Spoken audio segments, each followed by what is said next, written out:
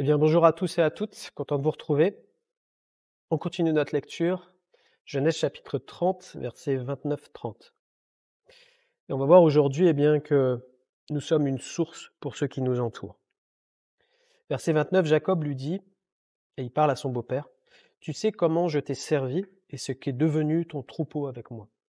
Car le peu que tu avais avant moi, c'est beaucoup accru, et l'Éternel t'a béni sur mes pas. Amen. » Jacob est en train de tirer un bilan, il parle à son beau-père, il lui dit, « Regarde, quand moi tu m'as connu, ton troupeau était taille réduite.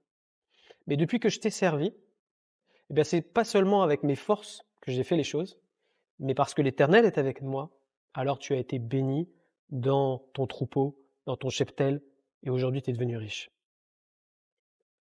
Et j'aimerais qu'aujourd'hui, tu puisses intégrer cette notion-là aussi, ou te rappeler cette notion-là dans ta vie. La Bible déclare, et c'est Jésus qui le déclare sur nos vies, dans Matthieu chapitre 5, verset 13, « Vous êtes le sel de la terre. Mais si le sel perd de sa saveur, avec quoi lui rendra-t-on?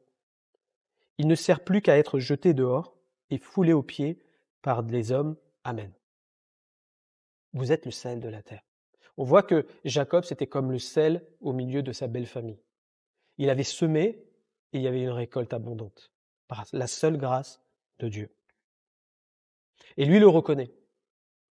Est-ce que tu reconnais aujourd'hui que tu es choisi de la part de Dieu pour faire la différence et apporter à la fois le sel dans cette génération perdue, dans ce monde complètement à l'envers?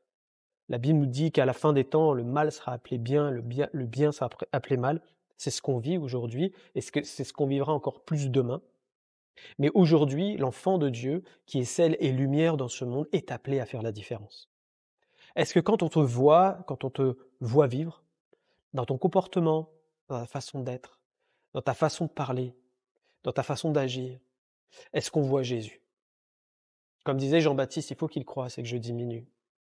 Est-ce que Jésus a grandi dans ta vie? Est-ce qu'il prend toute sa place? Est-ce que le fruit de l'Esprit remplit toute ta vie et que c'est ton aspiration du quotidien? Est-ce que tu marches de progrès en progrès, comme dit les Écritures, parce que c'est le plan de Dieu? Et pour arriver à cela, faut être dans cette dimension de dire « je sais à quoi je sers ». Je connais ma responsabilité. C'est quand on connaît sa responsabilité et son appel qu'on peut y entrer pleinement et commencer à s'ajuster avec la parole de Dieu et à demander l'intervention du Saint-Esprit pour que ce qui est en nous et qui est encore de notre ancienne manière de vivre soit transformé par la lumière de la parole de Dieu et que le Saint-Esprit fasse son œuvre en nous pour que Christ ressorte de notre vie. Les valeurs du royaume, c'est nous qui les transportons aujourd'hui. À l'époque, c'était les sacrificateurs qui portaient l'arche de l'Alliance et c'était le témoignage qui bougeait de ville en ville. Nous sommes pareils. Nous sommes ces sacrificateurs qui avons le témoignage du Saint-Esprit en nous, le témoignage de la parole de Dieu en nous et les valeurs que nous véhiculons. Ce ne sont pas les valeurs du monde. Ce sont des valeurs que le monde ne connaît pas parce que Jésus l'a déclaré. Je vous donne ma paix. Et cette paix-là, le monde ne peut pas vous la donner. Donc c'est des valeurs qui sont en dehors du monde. Nous apportons nom au royaume des cieux. Les valeurs du royaume des cieux, sont déclarées dans Romains 14, 17. Car le royaume de Dieu, ce n'est pas le manger, le boire, les choses du monde, mais la justice, la paix et la joie par le Saint-Esprit. La justice, c'est pas la justice humaine, la justice de Dieu. Comme dira Jésus, cherchez premièrement mon royaume et ma justice. La justice de Dieu, c'est-à-dire que tu vas faire la différence si quelqu'un commence à te maltraiter, à dire moi je cherche pas vengeance. Je cherche à pardonner, et je cherche à bénir même celui qui me fait du mal. Ça, c'est la justice de Dieu, qu'elle est difficile à pratiquer. Pour cela, il faut la puissance du Saint-Esprit. Sans l'Esprit, c'est impossible, parce que c'est inhumain de demander à quelqu'un qui est déjà battu de dire « mais bénis encore celui qui te bat ». Waouh. Pardonne-lui. Non, on est plutôt dans la revendication. À dire non, j'ai besoin de la justice humaine tout de suite qui va dire non, maintenant ça suffit. Et Jésus dit non, fais pas ça. Deuxième point, la paix. Est-ce que tu es porteur de paix dans ta famille, dans tes amis, sur ton lieu de travail, là où tu vas peut-être faire du sport, là où tu vas faire tes courses? Est-ce que tu es quelqu'un qui transporte la paix de Dieu avec toi et puis tu apaises les cœurs?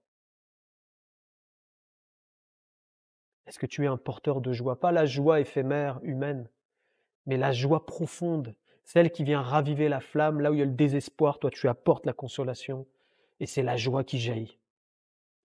Par quoi? Par le Saint-Esprit. C'est à cela que tu es appelé. Et c'est comme ça que Jacob nous transmet le message aujourd'hui à travers la parole. Il reconnaît que, eh bien, le peu de l'autre a été multiplié par la grâce de Dieu parce que lui a été le vecteur. Et tu es choisi pour être ce vecteur de multiplication dans la vie de l'autre. Et c'est là que les hommes et les femmes autour de toi découvriront qui est Dieu à travers toi, la bonté de Dieu. Non seulement dans tes attitudes, mais aussi en puissance et en acte, parce que nous avons revêtu l'autorité de Jésus. 1 Corinthiens 4, 20, car le royaume de Dieu ne consiste pas en paroles, mais en puissance. Amen. Et ça, c'est la deuxième partie parfois qu'on occulte malheureusement, et pourtant qui est aussi importante. C'est un équilibre dans la vie chrétienne.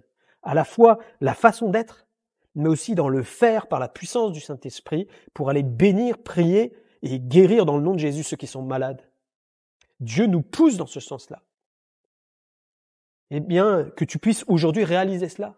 Dans quel rôle Dieu t'attend et que tu es prêt pour cela aujourd'hui, à cause du Saint-Esprit qui est en toi, tu peux le faire. Il suffit juste de le croire et de le pratiquer. Et on va prier comme cela aujourd'hui. Je vous laisse donc ce témoignage pour terminer, les témoignages de Joseph, que vous connaissez l'histoire. Ce jeune homme qui a été abandonné, rejeté par ses frères, vendu. Il a même terminé en prison injustement. Et Dieu, dans sa grâce, eh bien, l'a amené à être premier ministre d'Égypte. Et puis la Bible nous dit que quand sa famille est venue pour chercher du blé et qu'ils ont rencontré Joseph et qu'ils se sont reconnus à ce moment-là, eh bien Joseph a été une source de bénédiction pour eux en ayant pardonné et en les amenant eh bien, dans la prospérité. Et j'aimerais vraiment te laisser cela sur ton cœur. Tu es choisi tout comme Joseph à faire la part des choses dans ta vie, à refléter le royaume de Dieu à travers eh bien même tes circonstances négatives et à semer dans la vie de ton contemporain, de ton prochain. On va prier dans ce sens-là aujourd'hui. Seigneur notre Dieu, merci pour ta parole. Merci parce que tu nous as choisis pour être tes témoins, pour être le sel de la terre, la lumière du monde. Et ne voulons pas, Seigneur, tout gâcher, mais au contraire, c'est une grâce, Seigneur, de pouvoir vivre avec les valeurs de ton royaume et nous voulons, Seigneur, eh bien, qu'elles prennent toute sa place en nous, afin de pouvoir les déverser sur ceux qui sont autour de nous et d'apporter, Seigneur, eh bien, qui tu es dans leur situation. Seigneur, nous te prions que nous puissions entrer pleinement dans cette responsabilité et que peut-être les blocages qui peuvent être dans notre cœur, Seigneur, eh bien, soient ôtés par la puissance de ton esprit et qu'on puisse avancer pour la gloire de ton nom. Merci notre Dieu. Amen. Que Dieu vous bénisse. On se retrouve demain.